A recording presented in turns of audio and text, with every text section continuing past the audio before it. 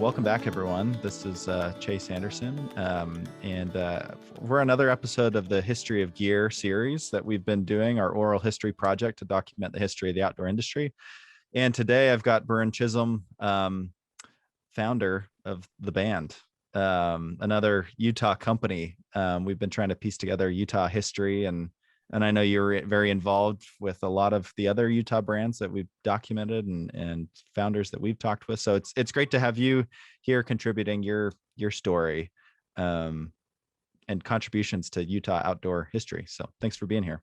Yeah, thank you, Chase. It's great to be part of this. Yeah. We were all part of the Utah outdoor history, and with our companies and a lot of the companies we were talking about earlier, just all friends, and we were all kind of diving into this together. So, well, that's the interesting thing about all of this is the more that I talk to people, the more I hear about, the other companies, the other founders that were trying to do similar things or trying to, get into this business at the time. It was so tight knit. That just is very outdoor industry, right? That everyone kind of seems to know everyone, or at least they did at that time. And especially, in a place like Utah or, these, companies that were starting up in certain regions, how could you not know these people in the same business? But yeah, and we were all friendly competitors. Some of us had similar products, but we also, back in the day, we kind of kept to our own little lane, so to speak, and let everyone do what they did well. And then after a while, everything started crossing over. But we saw the same people at shows, we saw the same people at events, and we were all trying to hustle with our own little product lines. Well, I'm gonna go back first, just to your origins of and connections initially to the outdoors and then to the outdoor industry. Because I'm curious, did you have a first moment, growing up where you developed a connection with the outdoors in general versus the outdoor industry? What was that? First connection for you? Yeah, so I'm a New York kid. I grew up right outside of Manhattan, in Rye, New York, little town, and we were always just an outdoor family. We were always in the water in Long Island Sound.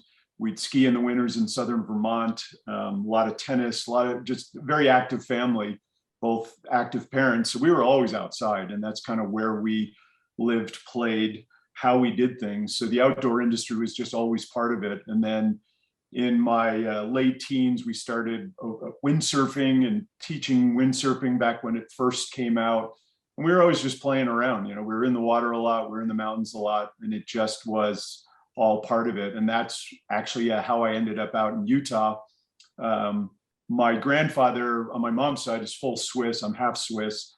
And he used to come to Salt Lake City, especially Little Cottonwood Canyon, and ski at Alta, because he said there was no place in the country that he had seen that reminded him more of the Alps than Little Cottonwood Canyon and Alta. So we continue to hear about this magical place out in Salt Lake City called Alta. My parents came out here as young adults and skied at Alta. My grandfather actually took 16 millimeter footage at Alta. I've donated that to the ski archives.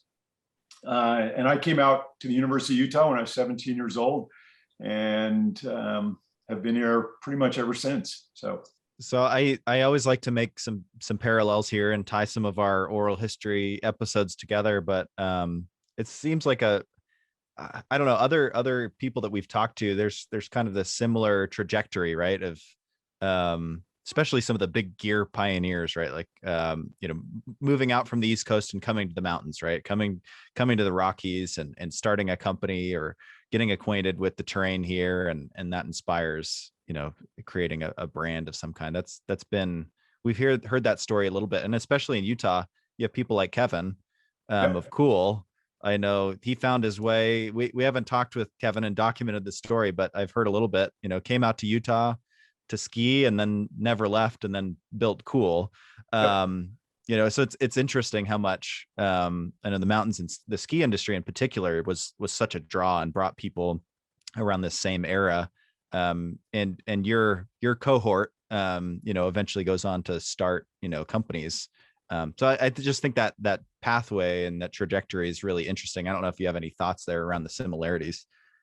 I could name half a dozen. I mean, I think you've interviewed several of them. Todd Aronson from Tsunami did the same. So did his partner, Sherry. Uh, Wally from Volet came out from back east as well. We all were drawn to the mountains, all drawn to skiing. Again, we grew up skiing in southern Vermont, which was boilerplate ice and cold. And coming out here to powder was just something none of us had ever seen. And on from someone like Lee Cohen, who's shot iconic photography at Alta for the last 35 years. His story's the same, came out from back east, and we've all kind of stayed. I moved here at 17 years old. I started teaching skiing, so I was up at Alta. Fortunately, I got to ski with Alpha Engen and worked for the Alpha Engen Ski School for many years. And that kind of put me into that outdoor industry right away.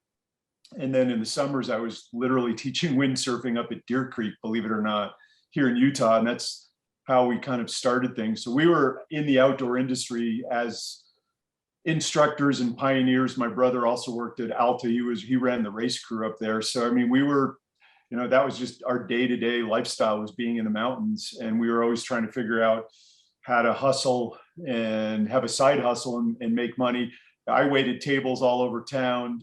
My brother did the same. I mean, we were both in school at the University of Utah. So it was just, we were trying to have fun and make ends meet.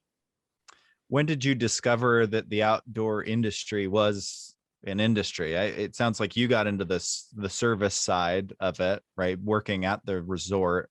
When did you discover that product? I mean, obviously you were working with outdoor products, participating in the activities, but when did it really click for you that there's a whole business side of this, producing and creating product? Well, good question. I think, early on, back when I first moved out here, I moved here in 1979 to Salt Lake City to go to the University of Utah. And so the early 80s was, an investigative time for all of us. We were getting into the different industries, seeing different products. But we grew up in New York. We were the kids who sold everything. We sold light bulbs and burpee seeds and had lawn mowing jobs and gutter cleaning jobs. We were those little entrepreneur kids who had the lemonade on the corner with bubble gum and multiple flavors. We lived close to a beach park, and so everyone would park on our street, and we could, hustle those guys and gals who parked on our street. It was just always part of it. We had a business in college called B&G Distributors for Beirne and Greg, my brother, and we sold stereo equipment and windsurf gear out of our apartment. So we were always playing around with that whole concept of products, revenue, sales, hustle, how to do it all. And then obviously we got into the outdoor business even more so here by teaching skiing, working at Alta, all of that. And then slowly said, well, the whole idea of the band in Chisco came about when we were living on Maui. So I literally graduated from the University of Utah 1984 on a Saturday. Monday flew to Maui to spend the summer there windsurfing, because we had been windsurfing here on the lakes, especially Deer Creek. I'd actually been teaching up there and never been to Maui. And it was just the birth of the Maui windsurf scene. And my brother and I moved there in 1984. And he was still in school at the U. We were going to go for the summer. Well, the end of the summer came. I'm like, I'm staying here. And he came back to Utah to be at the University of Utah. But we were playing around with the idea, of a surfboard leash for your watch, because we were brand new to the big waves and we were just getting our butts handed to us, and we kept losing our watches. They were just shearing off in the water, and then we'd be late for our evening jobs, then we'd get fired. And, so we're like, how do we make this watch hang on? And we're like, well, a surfboard leash stays pretty tight through all the poundings of the waves. So let's do that. So we created the product, the wraparound watch band called the Band. And that was on the island of Maui. And we sold the first product there to a buddy's shop in 1985-ish, and went to our very first trade show in 1988 and started growing the company from there. I'm always interested in how you go from idea, and it always seems to start with, okay, I'm doing the activity. I find a problem that, I encounter by doing this activity. And then you try to find other people who also share that same frustration or issue. I love the hustle part of this. I was actually just talking with another founder of a company called Buttermilk Mountain Works, started in California, and he was talking about the hustle involved in going driving from shop to shop around the country, retail stores, and trying to hawk your products and sell, try to connect with retailers. It sounds like maybe that resonates, or you did a little bit of that on the islands. Oh, without a doubt. So, we had this idea of this wraparound watch band, and everybody said, don't quit the day job. Stupid idea. It's not going to go anywhere. And we were young and dumb and stubborn and said, we think there's something here. And so we were going back and forth. So we were on Maui, and then we'd come back to Salt Lake City because we were working at Alta. We'd spend the winters here, summers in Maui.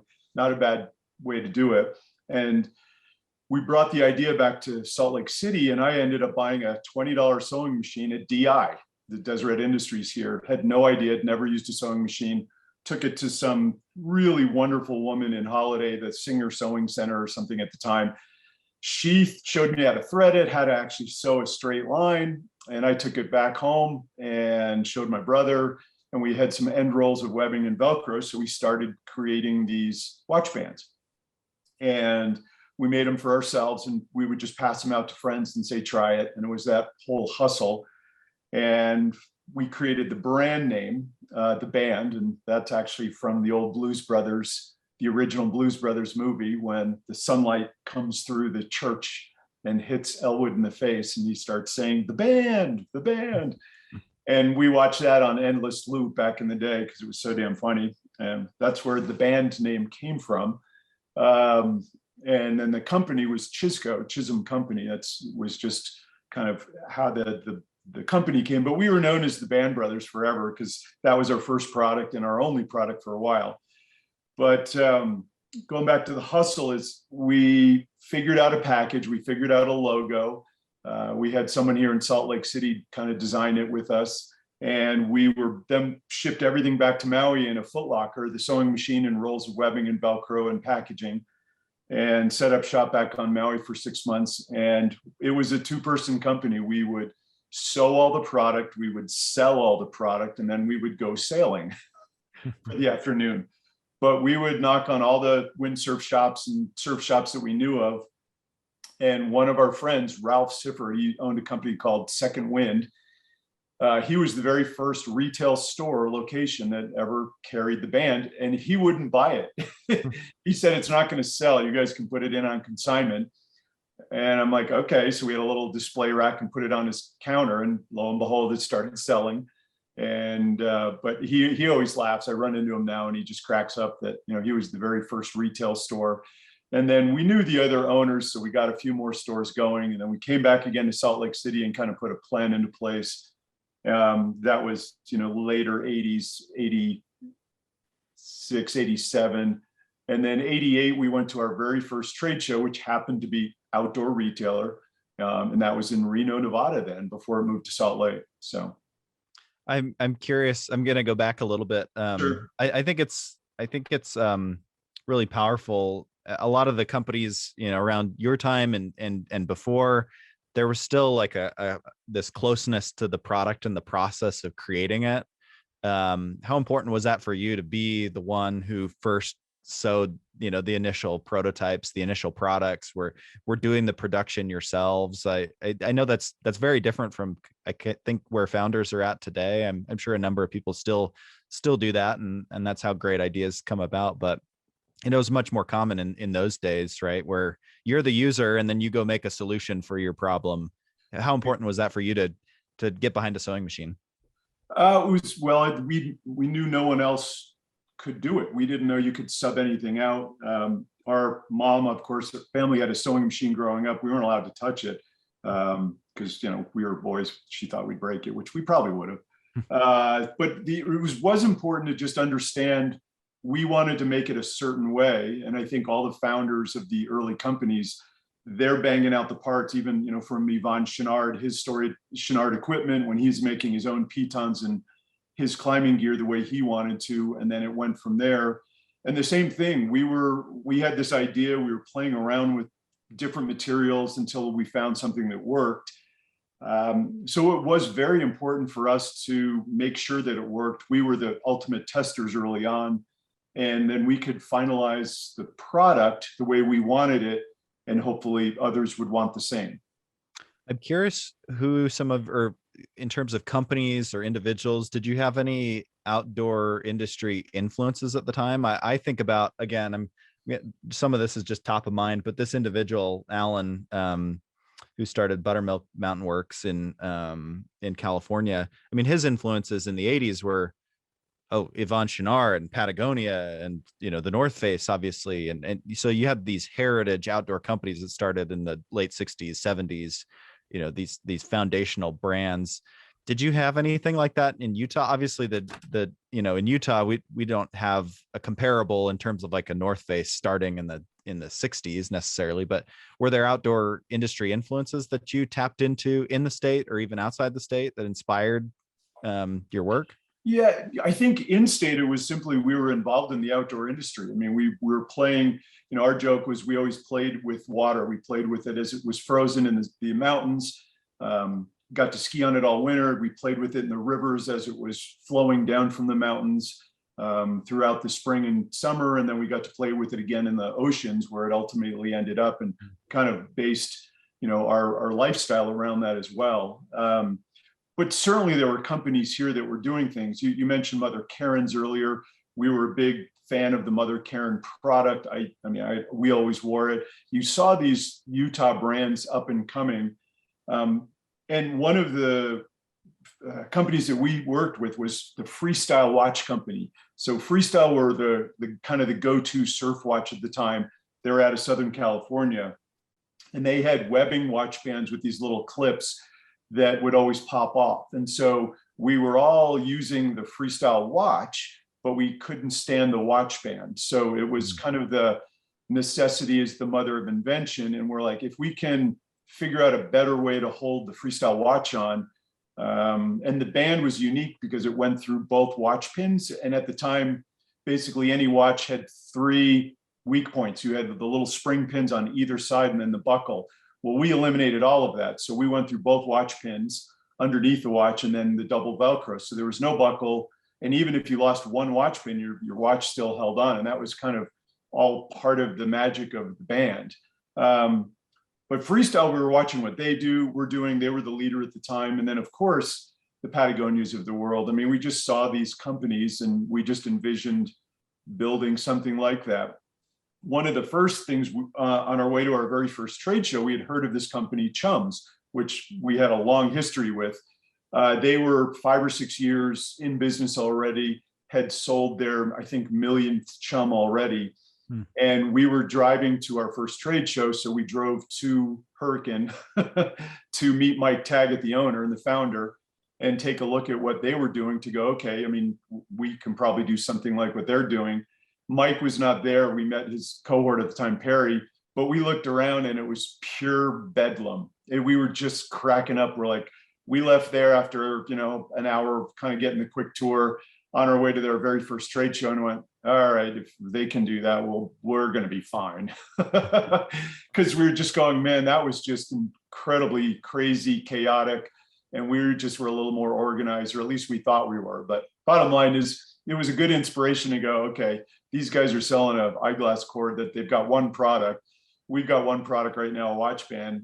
They seem to be doing fine. We can make this as a go. So that was 87-ish. So yeah, that was kind of that. You're leading me into my next question. That it seems really daunting to me personally to jump into the accessories business, right? And with a single product, to your point.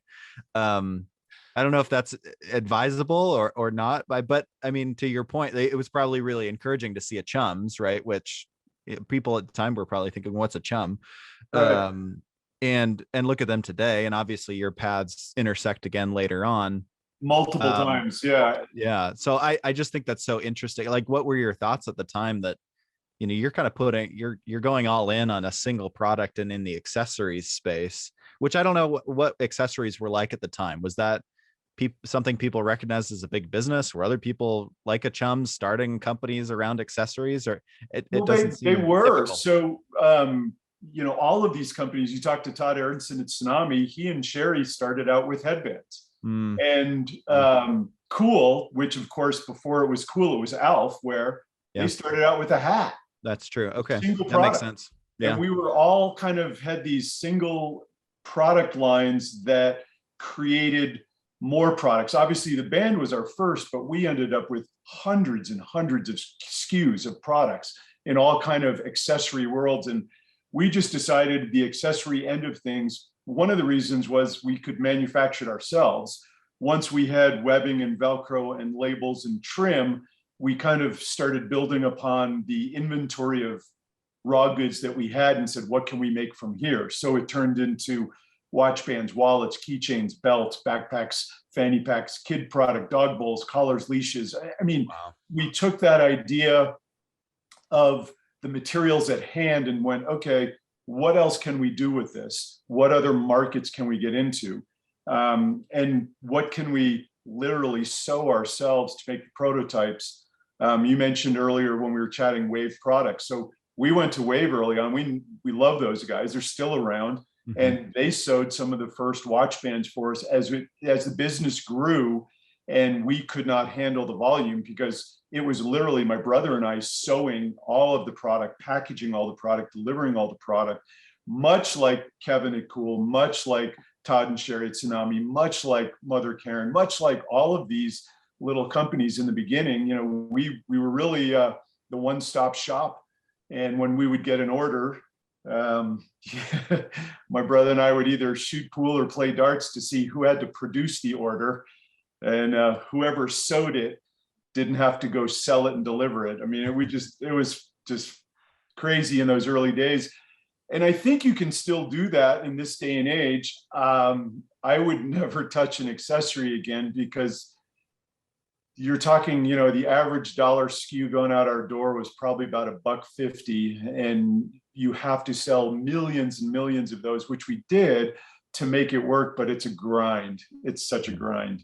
And most companies now, there's a lot of consolidation, which is what we did down the road, years later with Chums and other companies. But I wouldn't say it's not don't do it. It's just, you just gotta, the economics have changed dramatically.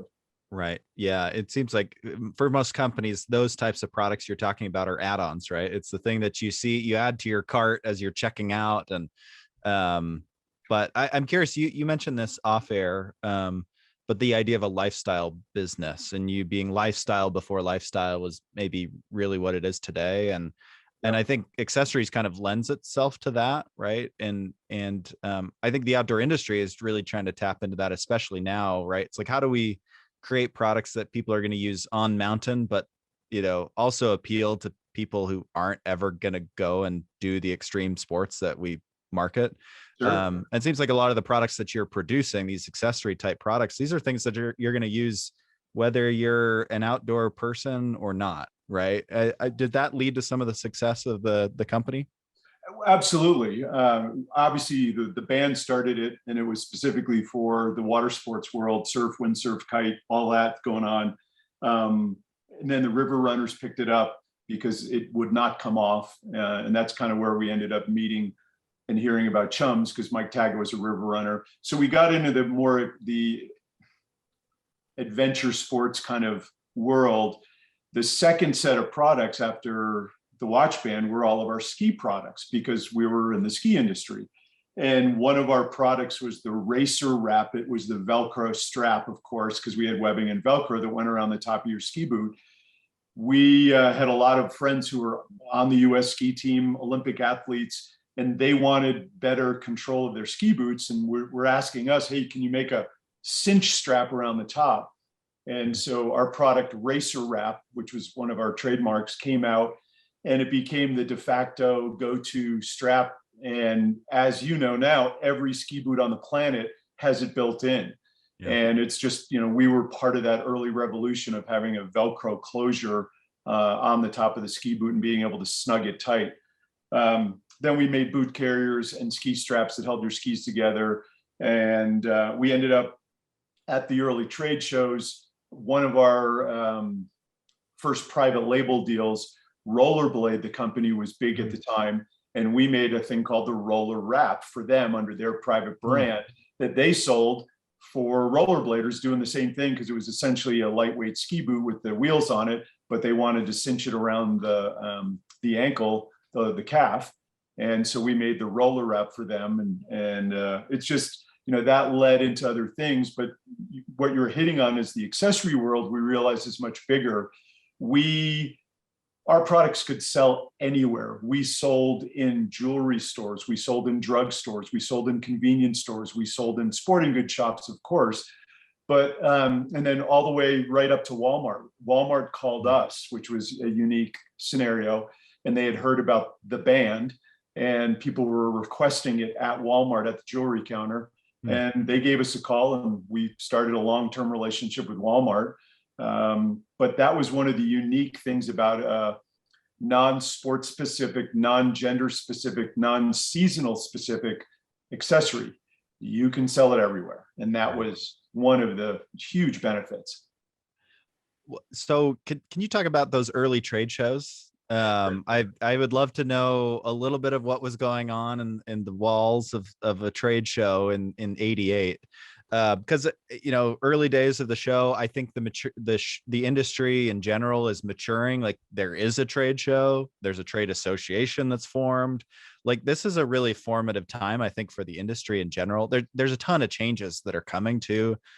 Massive consolidation is going to start happening, or is already happening in the industry. Like, a lot of changes in the industry, and I'm sure you probably saw some of that at these shows, right, where the industry is like really starting to form. And it was around, but I think it's really starting to come together and turn into more of what we see today. But obviously there's a lot of big differences too between the industry then and now. But early, thoughts around the show then. Yeah, the shows early on were really where everybody did business. I mean, you had to go to the shows. It was just part and parcel of what you did. Our first shows were Action Sports Retailer. That's no longer, but it was a big show twice a year. And they did it in Long Beach and San Diego, and it ended up moving around.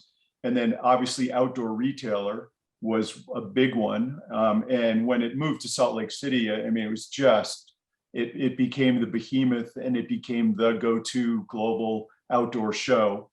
We also did the Surf Expo that's in Orlando, Florida, twice a year. We did the ski show that's in Vegas that is now morphed with Outdoor Retailer. We did general merchandise shows. We did accessory shows. We did private label shows. We did the ASI industry, which is, your logo here type shows, because we did a lot of private label product. But trade shows, our single biggest advertising budget back in the day were our trade shows. And we started with a little 10 by 10 booth pop-up, like many, many, many companies. And back in the day, there were a lot of small little companies, hawking their wares. The big guys were there, of course. The Patagonias, the North Faces, all the well-known brands that had been in existence for a while. But all the little brands were, elbowing in and grabbing space and showing their wares. And the first Outdoor Retailer we did in Reno was in a ballroom, and we had a little pop-up booth. And we did really well at that show. We had a lot of good interest. Again, we were unique. There was the big brands, and then there were a bunch of small little accessory companies. So, well, I would think, how much did personality play into the success of the band too, right? And the tie back to, of course, Blues Brothers. And I mean, there's like, I don't think of accessories, and I think personality, I guess. was that a difference maker for people, or a selling point, that this brand had a culture, for example, or character? Is that true? Is that something that helped? Yeah, I would certainly say so. I mean, we had a lot of fun at shows. We had this giant box, acrylic box in the front of our trade show booth, and you trade in your old watch band and get one of ours. And our entire wall in our booth was Velcro. So there are literally hundreds of watch bands in every conceivable color and style and shape. So it became kind of a feeding frenzy. People would come in, take their old watch band off, throw it in the box, get a new one. And of course, those type of things help to draw traffic. and just grow it from there. And then what we came out with was the woven trim, which we trademarked. We called it our accents. And that woven trim was sewed onto the watch bands and gave us literally unlimited choice and decoration and color and style. And back in the day, we had lots of different artists submit artwork. So our artwork was constantly changing. We had different genres. We had outdoor themes, we had more action sport themes, we had artistic themes, and that really helped grow the business. And then, of course, we took that trim and put it on watch bands, wallets, keychains, neck lanyards, belts, dog collars, leashes. So it all tied together, and you could get this ensemble of products that all had a matching trim. And at the time, I'll just mention Kevin at Cool, back when it was Alf, we shared a lot of same employees. Our production managers knew each other. We saw everybody at shows. And so we actually were supplying early trim to Kevin at Cool, and he was using it on his collars of his kind of iconic pullovers and shirts and stuff like that. So it's just funny, the intermingling of all of the industries, and we were all trying to help each other out. We did not do clothing, didn't want to do clothing. We were sticking with our accessories. And everyone, like I said, everyone kind of had their niche. We had the webbing Velcro trim world. Chums had the cotton tube retainer. Croquis out of Jackson Hole had the neoprene eyeglass retainer. The other guy up in Logan had the strings. So it was just funny how, and everyone kind of kept their ground. Everyone had their little niche for a while. Yeah. I'm curious to learn a little bit more about we've talked a little bit about how, the growth of the business and the maturing of the business. I'm always curious that point where you realize, okay, we can't make these by ourselves anymore. Like, this is becoming a real business, a quote unquote real business. Like, what did those decisions look like? When do you know that, okay, we're going all in on this, or okay, it's time to lease a larger building and commit to something for 5 years? You mentioned that in the notes. Like, what are those decisions like when you have to make some big commitments and you're realizing, wow, this is a big deal. This is turning into a real company. Yeah, great question. And I don't know if there's any specific time frame or something that occurs. I had a great partner, obviously my brother. We were on the same wavelength, which is really nice. You hear a lot of issues with partners, business associates, because people are different. Fortunately, my brother and I wanted to do the same things. We were kind of in the same genre, but we got to a point after our first couple of trade shows in 1988 where we did exceed our capacity to continue to make things. Our very first show, we lined up sales reps. We opened tons of new doors because we were brand new. We put a bunch of sales reps in place, and they were sending in orders daily. So we started trying to find outside contract seamstresses, sewers, people who could sew. And at the time, Utah, believe it or not, was a hotbed of that. Huge manufacturing going on here. And we tapped into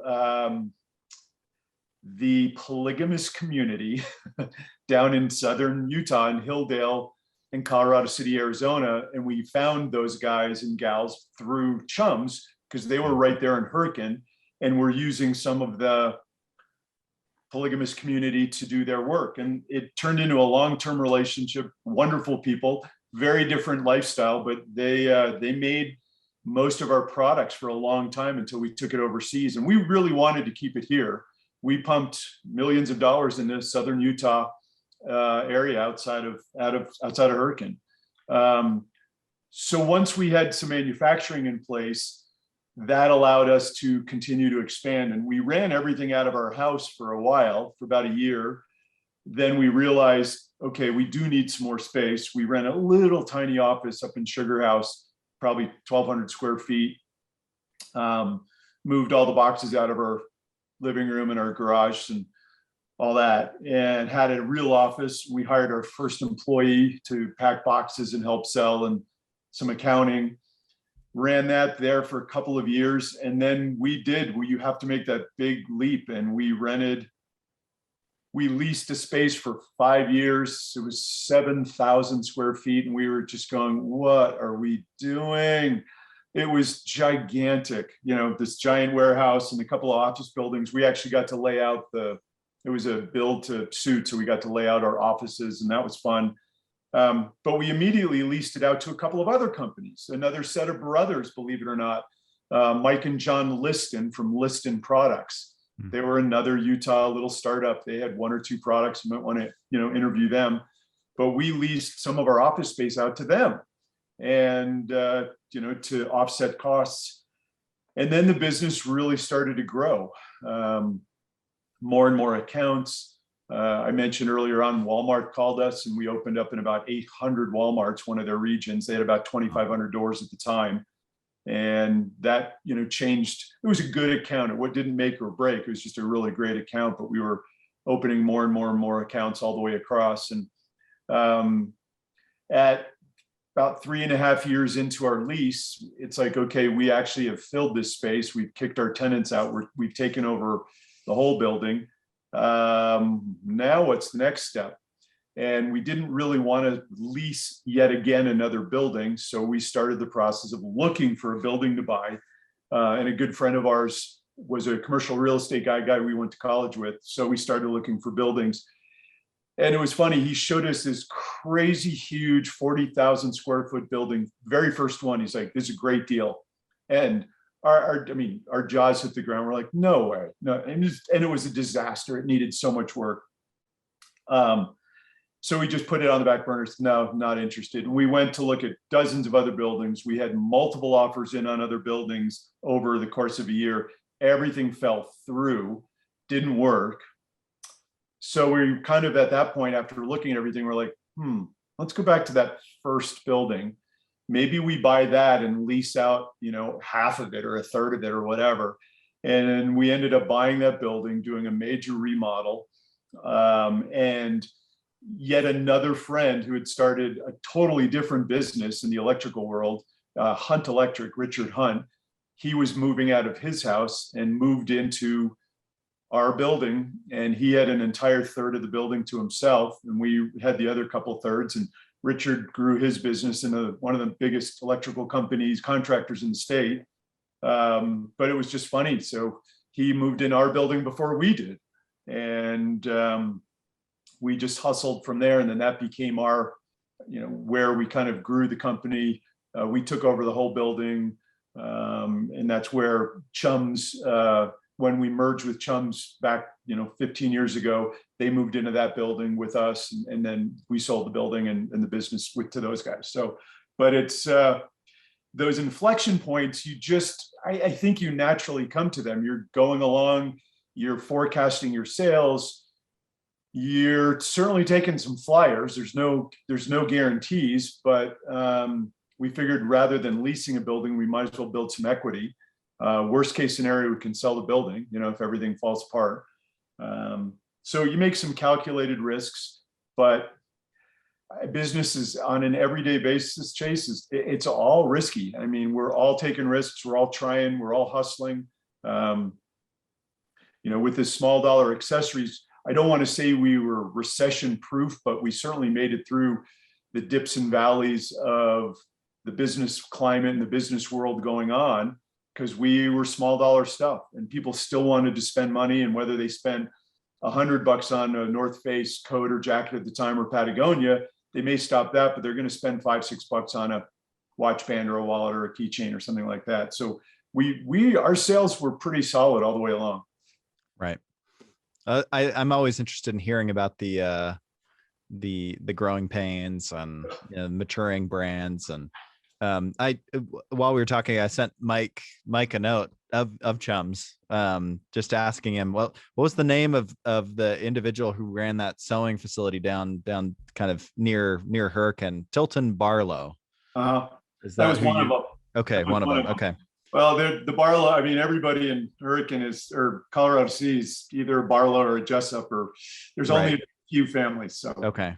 Yeah, I talked to him recently, and he talked a lot about that being a really important part of growing Chums as well. So yeah, that was great. I'm curious again. So you're in this growing phase, especially 95 to 2000. And then you're buying companies. When did you ever think when you were, in Hawaii making, bands you probably never would think, oh, we're going to be big enough that we go and acquire other companies. What went into some of those decisions as you're growing? You're probably looking for other, synergies with other brands, opportunities to grow into new categories, but what motivated some of the acquisitions you got involved in? Well, you hit it on the head because everyone started. I said earlier, we were all kind of playing in our own lanes, and everyone kind of had their own product lines, and we kept away. Like with Chums, Mike Taggett was a good friend. We saw him at all the shows. We were CHI Chisco. He was CHU Chums. So we were literally one after another in the directories. We typically had our booths close by. We shared a lot of the same reps. We shared a lot of employees who were at Chums when they grew tired of Little Hurricane and decided to come to Salt Lake City. We were always the first stop because we were doing the same thing with just different products. We actually tried to buy Chums from Mike Taggett in the early days of Outdoor Retailer when it moved to Salt Lake. He did not want to do that. And what was happening was there was mass consolidation in the buying department of the big major sporting goods shops. They didn't want to buy watch bands from one company, eyeglass cords from another company, keychains from another company, dog collars and leashes from this company. They wanted a one-stop shop. They just wanted to make their life easier. So the buyers were basically telling us, hey, if you have eyeglass cords, we'll buy them from you. We like how you guys work. You guys have been easy to work with. And so we didn't want to just go copy like many others did. We were like, okay, let's take one of the brands if we can, merge together somehow. And Mike Taggett didn't want to do that at the time. And we told him exactly. I mean, we had a great meeting. I mean, I remember the day we were sitting at Outdoor Retailer outside, my brother and I and Mike, and we're like, we have to get into the eyeglass retainer business because our customers are demanding it and we'd love to do it with you. And he said, no. So we said, okay, but we're going to get into this business. And we ended up merging with a company called Shockers. We bought them. They were out of Portland, Oregon. And we had been working with Phil Riley, the owner of that company, for years. We were printing a lot of his product because we had Chisco Specialized Printing, another side hustle business inside of our business. And we were printing some of his products for him and helping him make stuff. So we had a long-term relationship with him as well. And we ended up buying his entire company. And we dropped the Shockers brand name and turned that all into Chisco. So those products came down and we had a whole line of eyeglass retainers now. And now it was kind of game on. And everybody at that point started basically mirroring everything. And there were 3 or 4 companies that basically all sold the same type of stuff. And just like nowadays, think of how many puffy jackets are out there that are stitch for stitch identical. They're only determined by a little 1/4-inch logo on the front left chest or shoulder. And we were a great brand. Chisco is a great brand. We served people well. We shipped on time. The products were good. And we just were building the brand from there. So it seems like, moving forward a few years with all of these larger forces at play, right? Consolidation and maybe, the challenge to differentiate yourselves. There's a need to come together. I'd be curious to hear what motivated eventually these two companies that seemed destined to collide again, Chums and the band, to come together in 2007. What motivated some of those decisions that decision to come together and eventually merge? Yeah. Oh, again, just going back to what we were talking about, the markets, there was consolidation going on everywhere. Mike Taggett actually did end up selling it, and he ended up selling it to a gentleman and his son and son-in-law. And when that happened, we went and met with those guys and basically said, hey, look, we've been talking to Taggett forever about, merging these companies, and we should keep that in mind. If, we know you just bought them, but keep that in mind if you ever want to do it. We just figured they're, 2 Utah companies together. It's the basic consolidation concept. You get rid of so many overlaps and can put some more margin to the bottom line. Your sales reps, your all your SG&A expenses. I mean, just looking at a basic business, it made sense. We can consolidate shipping, billing, all of that. And then we ended up putting that together in 2007, and the two companies did merge. Mike Taggart was out of the loop at that point, so we merged with the current owners of Chums. So, and then the next year, you and your brother step away. I guess after 20 years, which yeah. Doing anything for, I'd say even 5 years is special, or even a year but 20 years, that's significant to go and build something as big as you did. What went into what was the thought process moving on from something that you'd been doing really since you'd graduated from college? Yeah.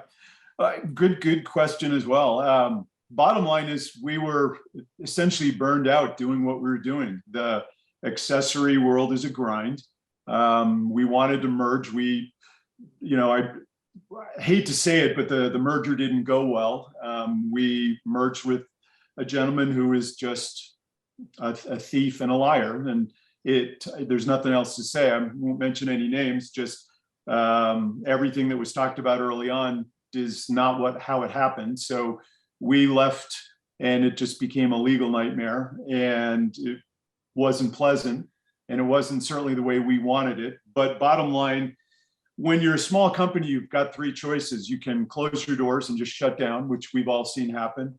You can sell your company, and you can merge with another company or be acquired by another company. And we didn't want to just shut the doors. We didn't want to sell it because we knew at the time to sell it, then we go along with it. And the idea of merging with another company and creating a bigger company, my brother and I owned it 50-50. So, the joke is, rather than owning 50% of the grape, maybe we own a slice of the watermelon, so to speak. So we thought if we could merge the company, and then we were talking about other companies to merge with and just create an accessory powerhouse, in this small little world we were in. But just bringing a couple of companies together and creating a bigger entity where we could command more market share, and the buyers literally would have to talk to us because we had all the little accessories that people sold. So, but we were just, as a small business, we'd seen it all. I mean, you name it, with employee issues, we had every single one you can imagine. 20 years was a good run. We all wanted to do something a little different. And so it gave us a good opportunity when we merged, and then moving away, it allowed us to go, in different directions too, which was really nice. So it all worked out fine. It's just, it's the ups and downs of any small business. Right. I'm curious, and I'm surprised we didn't touch on this earlier, but and maybe it's because there weren't any major conflicts between your partner, but what was it like working with your brother for all these years? I mean, you're always cautioned, you have to be very careful about who your co-founder is, right? And some people have certain feelings about getting into business with friends or family. But what was that experience like? Did you have certain specialties? Did one of you handle one aspect of the business versus the other? And that's why you worked really well together? What was it like working with family? It was great. We had a really good run. He's my younger brother, and he followed a lot of my footsteps early on. I moved to Utah to ski. He followed me out here to the University of Utah. We both went to Maui together. We both created the product together, and it was just very natural. We got along really well, and we did have completely opposite kind of specialties, so to speak. He was really good with the numbers. He was really good with the computer systems. He did the accounting and kept the computer systems running, kept a lot of he was good with the employees. I was more marketing, sales, branding, conceptual, artistic side. Not to say he wasn't, but it worked really, really well for a long time. Were there yelling matches? Of course. But the beauty was, we started the business, and we talked about this maybe earlier before we even got on the call. Our mom got sick and was gone in a few short months. And that really basically set everything in motion. And we both looked at each other and went, wow, the same thing could happen to us. She was healthy, she was well, and then she's no longer with us. And that was 1987. And that really kicked us into saying, we've started this business.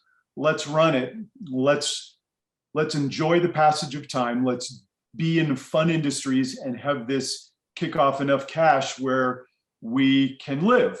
We weren't trying to turn it into what it eventually was. We just simply wanted to make enough money to enjoy life, play outside, be in the water, be in the mountains in the winter, be in the ocean in the summer, play, in between everything else in the mountains, whether it's mountain bike riding, whether I did a lot of hang gliding in the early days and flying and stuff like that. So we just were always outdoor people, and we just wanted to do that. So there was a really kindred spirit. We wanted the same things, and he knew me and I knew him. And bottom line is we trusted each other, and it worked really well for a long time. That's great. I'm curious of the next phase for you, because I know you've stayed close to the industry and are still involved in and out with an outdoor business that you run. Maybe speak to that a little bit. How have you tried to stay connected to the industry, and what are you doing currently to stay connected to all things outdoor industry besides playing? It sounds like you're doing a lot outside still, which is great. Well, I'll always do that. I mean, that's still the basis for everything is, if you're not laughing and loving and having fun every day, something's wrong. My line, I've got two children, one's 20, one just turned 18, and, enjoy every day. And we get one ride on this spinny blue planet. Let's make it a good one. And I don't think many people are on their later years saying I should have worked more. I don't think that really comes up too much. So once we left the business, my brother and I kind of went our separate ways. I was married, had two young kids. He had dogs and a great girlfriend. They've been together now, they're married, but he moved to Hawaii full time. And I stayed here in Salt Lake because my family was here. And we both were basically in the consulting side of things in the outdoor industry. That's where we've been since we were little kids. And that's where we stay. He did a bunch of it and still doing some of that as well. And I created my company, High Mountain Marketing, and I work with companies large and small who want to do what we did, long ago. And I can give them practical, absolute, been there, done that, hands-on experience, and help guide them around the pitfalls, around the potholes, and help them get from a straight line from point A to point B of where they want to go. And it's really fun because I see myself in these entrepreneurs, and they're young and old. I mean, they're every age. It's not they're just young kids. I work with a company called Grow Utah. They're a nonprofit, and we do a product accelerator, a 10-week cohort. We do it a couple of times a year. We just finished up, and we had 9 participants in the last 10-week cohort. One of them, 70-year-old guy, coming out with some brand new accessory products and just loving life. It was great to see that. And we had everything in between. We had a couple of guys who were creating a flying machine, and then some accessory products and some service products. But that allows me to keep my finger on the pulse, see some new innovation, help entrepreneurs grow their companies. And I've got 30 plus years of contacts that I can just pave that way and smooth their ride completely and help these young entrepreneurs, young and old entrepreneurs, do what they do. So it's really fun. That's great. Well, I've got a couple questions, I guess, about these are some deep cuts, and I'm curious if you have any insights to some of these companies here in Utah, just since you were in the business. I'm trying to piece together the history here. So maybe kind of to wrap up our conversation a little bit. Have you ever heard of a company called American Ecosystems that created the Instadome in Utah? I have not. Okay. Darn. Okay. That one I'm going to keep working on. That's a deep cut. It was in a publication, the National Outdoor Outfitters News magazine. And there's a picture of the Instadome made by American Ecosystems in Salt Lake City. in 1978, and I haven't been able to track it down. So, well, I wasn't in Utah in '78, but okay, so that predates me. But it sounds interesting. I'll keep looking. There's not a lot of tent companies out there besides, obviously in Utah we've got Spring Bar, but that's when I'm still hunting down. This one was also before you shut up, but I think continued on while you were there. Lone Peak Design. Sure. Yeah. And then of course Volet we talked about. Yep. I'd be curious your early thoughts of Wave. That's a company that has a lot of personality, and as I know is also in a revival stage. The company's changed hands now, and they built their first website this last year, which is amazing considering they started in '79. No, Wave was one of the first and only places you could go to simply get something sewn together. Everything was custom. They had their products. They had the fly fishing carriers. They had a variety of their own products, and backpacks and stuff like that. But they were just the coolest. It's always good to go in there and see what they were doing. But if you had something like a duffel bag ripped, you could go in there and they'd sew it up. One of their things back in the day for all the trade show companies is they would make the giant rug roller bags. So you go to your trade show and you have your rolled up rug, and they would make these gigantic 10-foot long bags specifically for your floor rugs for your trade shows. You'd roll them up, stick them in their giant handles, and you'd ship it out to them. And like I said, they made the several first rounds of the band. We got them set up for production because we were outgrowing our single sewing machine that had been flying back and forth between Maui and Salt Lake City. So the Wave guys and gals did several production runs early on, and I've been in their facility more times than I can think of over the time. So, well, it's for me, and I'd be curious to hear what you think of this. Like we have a number of these outdoor companies that I think are going through a little bit of a revival. Wave, for one, is big changes there, and they're making core products now, not doing as much custom work, and it's great to see them up and running and with an online presence, and because they are one of those key outdoor companies in Utah that's been doing it for so long. Mother Karen's was dormant for a long time, or really non-existent, and then a friend of mine out of New York who spent some time in Utah and developed a connection to the company, wanted to revive it, and so worked with the family and created a new run of some of their iconic jackets, and now are selling them through motherkarens.com and really trading on that nostalgia and that connection that people have with companies.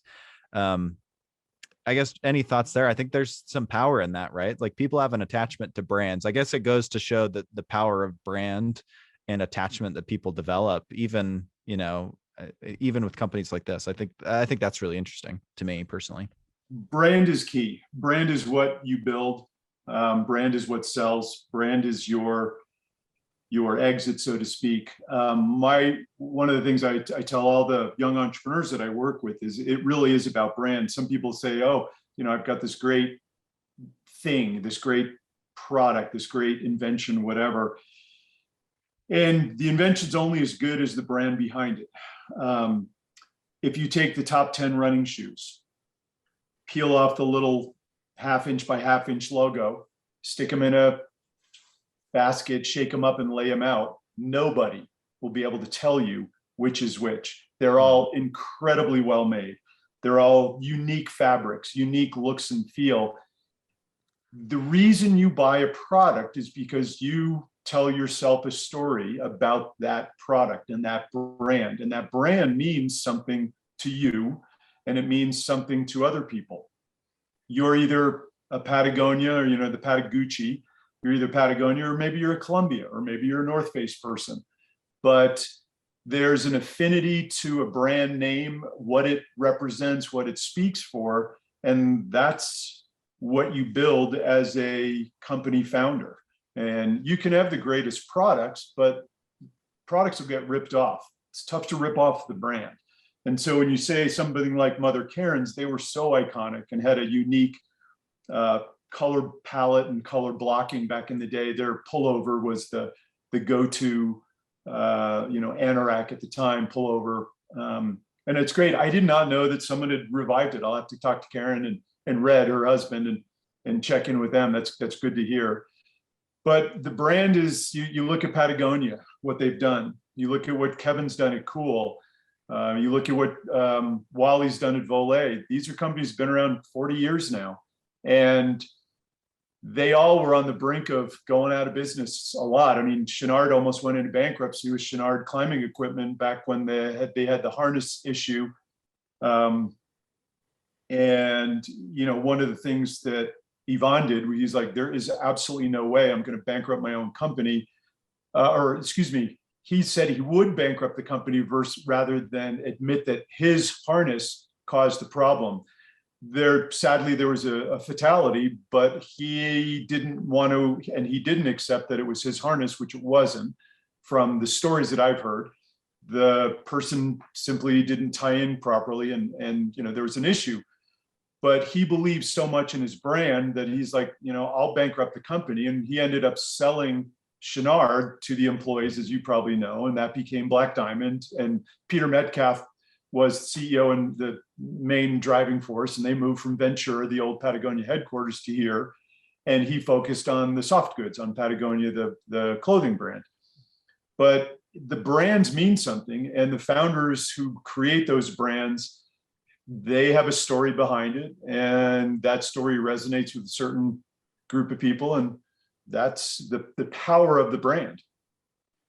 I think that's a great place to leave off, and a nice I think a good pitch for anyone who needs your consulting services, right? Like, if this is what you do, and there's a reason that people come to you for your thoughts and services. So that's a good pitch. Well, I appreciate that. Yeah, they can go to highmountainmarketing.com.